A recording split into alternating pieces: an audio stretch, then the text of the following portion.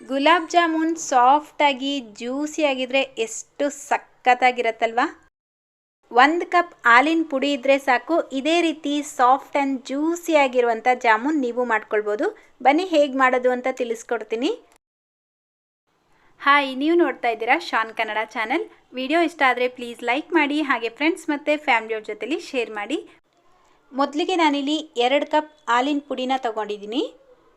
ನಾನಿಲ್ಲಿ ಅಂಗನವಾಡಿಯಲ್ಲಿ ಕೊಡುವಂಥ ಹಾಲಿನ ಪುಡಿನ ತೊಗೊಂಡಿದ್ದೀನಿ. ನೀವು ಯಾವ ಬ್ರ್ಯಾಂಡ್ ಆದರೂ ಯೂಸ್ ಮಾಡ್ಬೋದು. 2 ಕಪ್ ಹಾಲಿನ ಪುಡಿ ತೊಗೊಂಡ್ರೆ 3 ಟೇಬಲ್ ಸ್ಪೂನ್ ಮೈದಾ ಹಿಟ್ಟು ಹಾಕ್ಕೊಳ್ಳಿ. ಹಾಗೆ 1/4 tea spoon baking soda, 1 table spoon ರವೆ ಹಾಕ್ಕೊಳ್ಬೇಕು. ಚಿರೋಟಿ ರವೆ ಅಥವಾ ಉಪ್ಮಾ ರವೆ. ಈಗ ಎಲ್ಲ ಇಂಗ್ರೀಡಿಯೆಂಟ್ಸ್ನು ಮೊದಲು ಚೆನ್ನಾಗಿ ಮಿಕ್ಸ್ ಮಾಡ್ಕೊಳ್ಳಿ. ನೋಡಿ, ಈ ರೀತಿ ಚೆನ್ನಾಗಿ ಮಿಕ್ಸ್ ಮಾಡಿಬಿಟ್ಟು 2 ಟೇಬಲ್ ಸ್ಪೂನ್ ತುಪ್ಪ ಹಾಕಿ ಮತ್ತೆ ಚೆನ್ನಾಗಿ ಮಿಕ್ಸ್ ಮಾಡ್ಕೊಳ್ಬೇಕು. ತುಪ್ಪ ಹಾಗೆಯೇ ಮಿಲ್ಕ್ ಪೌಡರ್ ಎರಡು ಚೆನ್ನಾಗಿ ಬೆರಿಬೇಕು. ಅಲ್ಲಿಗಂಟ ಚೆನ್ನಾಗಿ ಮಿಕ್ಸ್ ಮಾಡಿಕೊಂಡು ನೋಡಿ, ಈ ಗ್ಲಾಸಲ್ಲಿ ಹಾಲು ತಗೊಂಡಿದ್ದೀನಿ. ಕಾಯಿಸಿ ಆರಿಸಿರೋವಂಥ ಹಾಲು ಅಥವಾ ಹಸಿ ಹಾಲು ಬೇಕಿದ್ರೂ ಯೂಸ್ ಮಾಡ್ಬೋದು. ಹಾಲು ಬೇಡ ಅಂದರೆ ನೀರು ಬೇಕಿದ್ರೂ ಯೂಸ್ ಮಾಡ್ಬೋದು. ಆದರೆ ಹಾಲು ಯೂಸ್ ಮಾಡಿದ್ರೆ ಗುಲಾಬ್ ಜಾಮೂನ್ ತುಂಬ ಸಾಫ್ಟಾಗಿ ಬರುತ್ತೆ. ಈಗ ಹಿಟ್ಟು ಕಲಿಸ್ಕೊಳ್ಳೋದು ತುಂಬಾ ಇಂಪಾರ್ಟೆಂಟ್.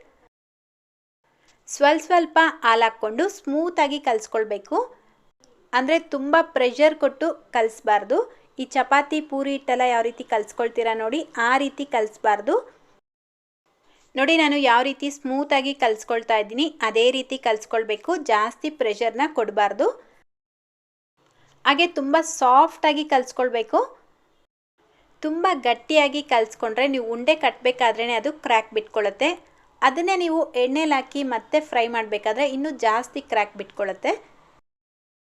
ಸ್ವಲ್ಪ ಕೈಗೆ ಸ್ಟಿಕ್ಕಿಯಾಗಿದ್ರೂ ಪರವಾಗಿಲ್ಲ, ಆ ರೀತಿ ಕಲಿಸ್ಬಿಟ್ಟು ನೋಡಿ ಒಂದು ಪ್ಲೇಟ್ನ ಮುಚ್ಚಿ ಒಂದು 10 ನಿಮಿಷ ಇದನ್ನು ರೆಸ್ಟ್ ಮಾಡೋದಕ್ಕೆ ಬಿಡಬೇಕು. 10 ನಿಮಿಷ ಬಿಟ್ಟರೆ ಅದು ಕ್ಲೀನಾಗಿ ಸೆಟ್ ಆಗಿರುತ್ತೆ. ಈಗ ಸಕ್ಕರೆ ಪಾಕ ಮಾಡ್ಕೊಳ್ಳೋಣ. ಗ್ಯಾಸ್ ಮೇಲೆ ಒಂದು ಕಡಾಯಿ ಇಟ್ಕೊಂಡು ಸೇಮ್ ಕಪ್ಪಲ್ಲೇ 1.5 ಕಪ್ಪಷ್ಟು ಸಕ್ಕರೆ ಹಾಕ್ಕೊಳ್ತಾ ಇದ್ದೀನಿ. 1.5 ಕಪ್ ಸಕ್ಕರೆ ಕರೆಕ್ಟಾಗಿರುತ್ತೆ. ಇನ್ನೂ ಹೆಚ್ಚು ಸ್ವೀಟ್ ಇಷ್ಟಪಡ್ತೀರಾ ಅನ್ನೋ ಹಾಗಿದ್ರೆ ಸ್ವಲ್ಪ ಜಾಸ್ತಿ ಹಾಕ್ಕೊಳ್ಬೋದು. ಈಗ ಅದೇ ಕಪ್ಪಲ್ಲೇ 2 ಕಪ್ ನೀರು ಹಾಕ್ಕೊಳ್ತಾ ಇದ್ದೀನಿ. 1.5 ಕಪ್ ಸಕ್ಕರೆಗೆ 2 ಕಪ್ ನೀರು ಹಾಕ್ಬಿಟ್ಟು ಸಕ್ಕರೆನ ಚೆನ್ನಾಗಿ ಕರಗಿಸ್ಕೊಳ್ಬೇಕು. ನೋಡಿ, ಸಕ್ಕರೆ ಎಲ್ಲ ಕರಗಿ ಈ ರೀತಿ ಕುದಿಯೋದಕ್ಕೆ ಸ್ಟಾರ್ಟ್ ಆಗಿದ ತಕ್ಷಣ ಸಕ್ಕರೆಯಲ್ಲಿ ಡಸ್ಟ್ ಇತ್ತು ಅಂತ ಅನಿಸಿದ್ರೆ ಈಗ 1 ಟೇಬಲ್ ಸ್ಪೂನಷ್ಟು ಹಾಲು ಹಾಕ್ಬಿಟ್ಟು 2 ಸೆಕೆಂಡ್ ಇದನ್ನು ಕುದಿಯೋದಕ್ಕೆ ಬಿಡಬೇಕು. 2 ಸೆಕೆಂಡ್ ಆದಮೇಲೆ ಮೇಲ್ಗಡೆ ರೀತಿ ನೊರೆ ಥರ ಫಾರ್ಮ್ ಆಗುತ್ತೆ. ಇದನ್ನು ತೆಗೆದುಬಿಟ್ರೆ ಕ್ಲಿಯರ್ ಆಗಿರುವಂಥ ಶುಗರ್ ಸಿರಪ್ ಸಿಗುತ್ತೆ. ಈಗ ಇದಕ್ಕೆ ಒಂದು 3 ಏಲಕ್ಕಿನ ಕುಟ್ಬಿಟ್ಟು ಹಾಕ್ಕೊಳ್ತಾ ಇದ್ದೀನಿ. ನೀವು ಬೇಕಿದ್ರೆ ಏಲಕ್ಕಿ ಪೌಡರು ಹಾಕ್ಕೊಳ್ಬೋದು. ಮತ್ತೆ ಒಂದು 5 ನಿಮಿಷ ಐ ಫ್ಲೇಮಲ್ಲೇ ಚೆನ್ನಾಗಿ ಕುದಿಸ್ಕೊಂಡ್ರೆ ಸಾಕು. ಸಕ್ಕರೆ ಪಾಕ ಎಲ್ಲ ಮಾಡ್ಕೊಳ್ಳೋ ಅವಶ್ಯಕತೆ ಇಲ್ಲ. ಜಾಸ್ತಿ ಕುದಿಸ್ಬಿಟ್ಟು ಒಂದೇಳೆ ಪಾಕ ಎಲ್ಲ ಮಾಡ್ಕೊಳ್ಬಾರ್ದು. ನೋಡಿ, ಮುಟ್ಟಿದ್ರೆ ಜಸ್ಟ್ ಕೈಗೆ ಅಂಟ್ಕೊಳ್ಬೇಕು. ಸ್ಟಿಕ್ಕಿ ಥರ ಇದ್ದರೆ ಸಾಕು. ಈಗ ಲಾಸ್ಟಲ್ಲಿ ಒಂದು 1/4 ಟೀ ಸ್ಪೂನಷ್ಟು ನಿಂಬೆ ಹಣ್ಣಿನ ರಸ ಹಾಕಿಬಿಟ್ಟು ಗ್ಯಾಸ್ ಫ್ಲೇಮ್ನ ಆಫ್ ಮಾಡ್ಕೊಳ್ಳಿ. ನಿಂಬೆ ಹಣ್ಣಿನ ರಸ ಹಾಕೋದ್ರಿಂದ ನೀವು ಪಾಕ ಯಾವ ರೀತಿ ಮಾಡಿರ್ತೀರೋ ಅದೇ ರೀತಿ ಇರುತ್ತೆ, ಗಟ್ಟಿ ಆಗೋದಿಲ್ಲ. ನೋಡಿ, ಕರೆಕ್ಟಾಗಿ 10 ನಿಮಿಷ ಆದಮೇಲೆ ಒಂದು ಸಲ ನೀಟಾಗಿ ಮಿಕ್ಸ್ ಮಾಡ್ಕೊಳ್ಬೇಕು. ಇವಾಗಲೂ ಅಷ್ಟೇ ಜಾಸ್ತಿ ಪ್ರೆಷರ್ ಕೊಡಬಾರ್ದು. ಜಸ್ಟು ಲೈಟಾಗಿ ಮಿಕ್ಸ್ ಮಾಡಿಬಿಟ್ಟು ಕೈಗೆ ಒಂಚೂರು ತುಪ್ಪ ಅಥವಾ ಎಣ್ಣೆನ ಸವರ್ಕೊಂಡು ಉಂಡೆಗಳನ್ನು ಮಾಡ್ಕೊಳ್ಬೇಕು. ಉಂಡೆ ಮಾಡೋವಾಗ್ಲೂ ಅಷ್ಟೇ ಸ್ಮೂತಾಗಿ ಮಾಡ್ಕೊಳ್ಬೇಕು. ಜಾಸ್ತಿ ಪ್ರೆಷರ್ ಕೊಟ್ಟು ಉಂಡೆನ ಮಾಡಬಾರ್ದು. ಹಾಗೆ ಉಂಡೆ ಮಾಡಬೇಕಾದ್ರೂ ಅಷ್ಟೇ ಎಲ್ಲೂ ಕ್ರ್ಯಾಕ್ ಇರಬಾರ್ದು. ಕ್ರ್ಯಾಕ್ ಇತ್ತು ಅಂತ ಅಂದರೆ ನೀವು ಹಿಟ್ಟು ಸರಿಯಾಗಿ ಕಲಸಿಲ್ಲ ಅಂತ ಅರ್ಥ. ಮತ್ತೆ ಸ್ವಲ್ಪ ಹಾಲು ಹಾಕ್ಬಿಟ್ಟು ಸ್ಮೂತಾಗಿ ಕಲಸಿ ಉಂಡೆನ ಕಟ್ಕೊಳ್ಬೇಕು.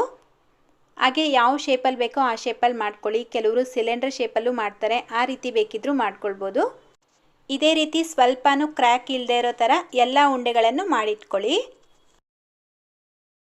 ಈಗ ಫ್ರೈ ಮಾಡ್ಕೊಳ್ಳೋದಕ್ಕೆ ಎಣ್ಣೆ ಬಿಸಿಗೆ ಇಟ್ಕೊಂಡಿದ್ದೀನಿ. ಎಣ್ಣೆನೂ ಅಷ್ಟೇ ಜಾಸ್ತಿ ಬಿಸಿಯಾಗಿರಬಾರ್ದು. ನೋಡಿ, ಮೊದಲು ಸ್ವಲ್ಪ ಈ ರೀತಿ ಹಿಟ್ಟು ಹಾಕ್ಬಿಟ್ಟು ಚೆಕ್ ಮಾಡ್ಕೊಳ್ಳಿ. ಅದು ತಾನಾಗಿ ತಾನೇ ಮೇಲೆ ಬರಬೇಕು, ಹಾಕಿದ ತಕ್ಷಣ ಮೇಲೆ ಬರಬಾರ್ದು. ಸೊ ಮೀಡಿಯಮ್ ಆಗಿ ಹೀಟ್ ಆಗಿರುವಂಥ ಎಣ್ಣೆಯಲ್ಲಿ ಈ ರೆಡಿ ಮಾಡ್ಕೊಂಡಿರುವಂಥ ಬಾಲ್ಸ್ನ ಹಾಕಿಬಿಟ್ಟು ಲೋ ಫ್ಲೇಮ್ನಲ್ಲೇ ಚೆನ್ನಾಗಿ ಗೋಲ್ಡನ್ ಕಲರ್ ಬರೋವರೆಗೂ ಫ್ರೈ ಮಾಡ್ಕೊಳ್ಬೇಕು. ಯಾವುದೇ ಕಾರಣಕ್ಕೂ ಮೀಡಿಯಮ್ ಫ್ಲೇಮ್, ಐ ಫ್ಲೇಮಲ್ಲಿ ಫ್ರೈ ಮಾಡಬಾರ್ದು. ಆ ರೀತಿ ಮಾಡಿದ್ರೆ ಮೇಲೆ ಕಲರ್ ಬಂದಿರುತ್ತೆ, ಒಳಗಡೆ ಹಸಿಯಾಗೇ ಇರುತ್ತೆ. ಸೊ ಸ್ವೀಟ್ ಮಾಡಬೇಕಾದ್ರೆ ಸ್ವಲ್ಪ ಪೇಷನ್ಸ್ ಇಟ್ಕೊಂಡು ನಿಧಾನಕ್ಕೆ ಕಡಿಮೆ ಉರಿಯಲ್ಲೇ ಮಾಡ್ಕೊಳ್ಬೇಕು. ಹಾಗೆ ಎಲ್ಲ ಉಂಡೆಗಳನ್ನೂ ಒಂದೇ ಸಲ ಹಾಕಿಬಿಟ್ಟು ಫ್ರೈ ಮಾಡಬಾರ್ದು, ಸ್ವಲ್ಪನೇ ಹಾಕ್ಕೊಂಡು ಲೋ ಫ್ಲೇಮ್ನಲ್ಲಿ ಫ್ರೈ ಮಾಡ್ಕೊಳ್ಬೇಕು. ನೋಡಿ, ಒಂದು ಸ್ಪೂನ್ ತಗೊಂಡು ಈ ರೀತಿ ನಿಧಾನಕ್ಕೆ ತಿರುಗಿಸ್ತಾ ಇರಬೇಕು. ಎಣ್ಣೆನ ಜಸ್ಟ್ ಈ ರೀತಿ ಮಿಕ್ಸ್ ಮಾಡ್ತಾ ಇದ್ರೆ ಸಾಕು, ಆಗ ಈವನ್ ಆಗಿ ಫ್ರೈ ಆಗುತ್ತೆ. ನೀವು ಒಂದೇ ಸಲ ಹಾಕಿಬಿಟ್ಟು ಹಾಗೆ ಬಿಟ್ಟರೆ ಒಂದು ಕಡೆ ಕಲರ್ ಬಂದಿರುತ್ತೆ, ಒಂದು ಕಡೆ ಕಲರ್ ಬಂದಿರೋದಿಲ್ಲ. ಸೊ ಈ ರೀತಿ ತಿರುಗಿಸ್ಕೊತ ಚೆನ್ನಾಗಿ ಫ್ರೈ ಮಾಡ್ಕೊಳ್ಳಿ. ನೋಡಿ, ಈ ರೀತಿ ಡಾರ್ಕ್ ಗೋಲ್ಡನ್ ಕಲರ್ ಆಗಿದ ತಕ್ಷಣ ಇಮಿಡಿಯೇಟಾಗಿ ಎಣ್ಣೆಯಿಂದ ತೆಗೆದು ಸಕ್ಕರೆ ಪಾಕದಲ್ಲಿ ಹಾಕ್ಕೊಳ್ಬೇಕು.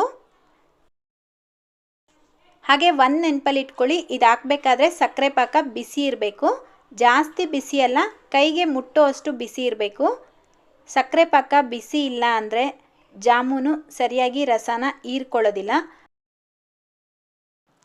ಹಾಗೆ ತುಂಬ ಬಿಸಿ ಇರೋವಂಥ ಸಕ್ಕರೆ ಪಾಕದಲ್ಲಿ ನೀವು ಫ್ರೈ ಮಾಡಿರೋವಂಥ ಈ ಜಾಮೂನ್ಸ್ನ ಹಾಕಿದ್ರೆ ಜಾಮೂನು ತುಂಬ ಬೇಗ ಸಕ್ಕರೆ ಪಾಕನ ಹೀರ್ಕೊಂಡು ತುಂಬ ಸಾಫ್ಟ್ ಆಗಿಬಿಡತ್ತೆ. ನೀವು ಎತ್ತಕ್ಕೆ ಹೋದ್ರೇ ಅದು ಮುರಿದೋಗ್ಬಿಡತ್ತೆ, ಆ ರೀತಿ ಆಗೋಗುತ್ತೆ. ಸೊ ಇದೇ ರೀತಿಯೇ ಉಳಿದಿರೋವಂಥ ಎಲ್ಲ ಜಾಮೂನ್ಸ್ನು ಲೋ ಫ್ಲೇಮ್ನಲ್ಲೇ ಫ್ರೈ ಮಾಡ್ಕೊಳ್ಬೇಕು. ಪರ್ಫೆಕ್ಟಾಗಿರುವಂಥ ಜಾಮೂನ್ ಮಾಡಬೇಕಾದ್ರೆ ಹಿಟ್ಟು ಸಾಫ್ಟಾಗಿ ಕಲಿಸ್ಕೊಳ್ಬೇಕು, ತುಂಬ ಪ್ರೆಷರ್ ಕೊಡಬಾರ್ದು. ಹಾಗೆ ಉಂಡೆ ಕಟ್ಟಬೇಕಾದ್ರೂ ಸ್ಮೂತಾಗಿ ಉಂಡೆ ಕಟ್ಕೊಳ್ಬೇಕು. ಪ್ಲಸ್ ಫ್ರೈ ಮಾಡಬೇಕಾದ್ರೆ ಎಣ್ಣೆ ಜಾಸ್ತಿ ಬಿಸಿ ಇರಬಾರ್ದು, ಮೀಡಿಯಮ್ ಆಗಿ ಬಿಸಿಯಾಗಿರುವಂಥ ಎಣ್ಣೆಯಲ್ಲಿ ಹಾಕ್ಕೊಂಡು ಲೋ ಫ್ಲೇಮ್ನಲ್ಲೇ ಫ್ರೈ ಮಾಡ್ಕೊಳ್ಬೇಕು. ಹಾಗೆ ಸಕ್ಕರೆ ಪಾಕದಲ್ಲಿ ಹಾಕಬೇಕಾದ್ರೆ ಸಕ್ಕರೆ ಪಾಕ ಬಿಸಿ ಇರಬೇಕು, ಜಾಸ್ತಿ ಬಿಸಿ ಇರಬಾರ್ದು, ಮೀಡಿಯಮ್ ಆಗಿ ಬಿಸಿ ಇರುವಂಥ ಸಕ್ಕರೆ ಪಾಕದಲ್ಲಿ ಹಾಕಿಬಿಟ್ಟು ಒಂದು 20 ಮಿನಿಟ್ಸ್ ಬಿಟ್ಟು ಸರ್ವ್ ಮಾಡಿದ್ರೆ ಸಾಕು. ಸೂಪರ್ ಟೇಸ್ಟಿಯಾಗಿ ಸಾಫ್ಟ್ ಆ್ಯಂಡ್ ಜ್ಯೂಸಿಯಾಗಿರುವಂಥ ಗುಲಾಬ್ ಜಾಮೂನ್ ರೆಡಿ ಆಗುತ್ತೆ. ನಾನು ಹೇಳಿರೋವಂಥ ಟಿಪ್ಸ್ನ ಫಾಲೋ ಮಾಡಿ ಜಾಮೂನ್ ಮಾಡಿ ಪರ್ಫೆಕ್ಟಾಗಿರುವಂಥ ಜಾಮೂನ್ ಮಾಡ್ಬೋದು.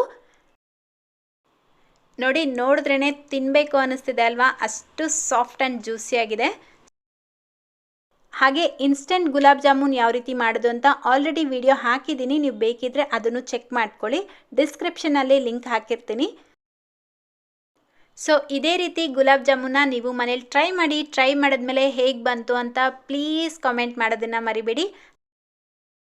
ಐ ಹೋಪ್ ಇವತ್ತಿನ ಗುಲಾಬ್ ಜಾಮೂನ್ ರೆಸಿಪಿ ನಿಮ್ಮೆಲ್ಲರಿಗೂ ಇಷ್ಟ ಆಗಿದೆ ಅಂತ. ಇಷ್ಟ ಆಗಿದ್ರೆ ಪ್ಲೀಸ್ ಲೈಕ್ ಮಾಡಿ, ಹಾಗೆ ಶೇರ್ ಮಾಡಿ. ಇದೇ ರೀತಿ ಮತ್ತೊಂದು ಟೇಸ್ಟಿಯಾಗಿರುವಂಥ ರೆಸಿಪಿಯೊಂದಿಗೆ ಭೇಟಿಯಾಗೋಣ. Thank you.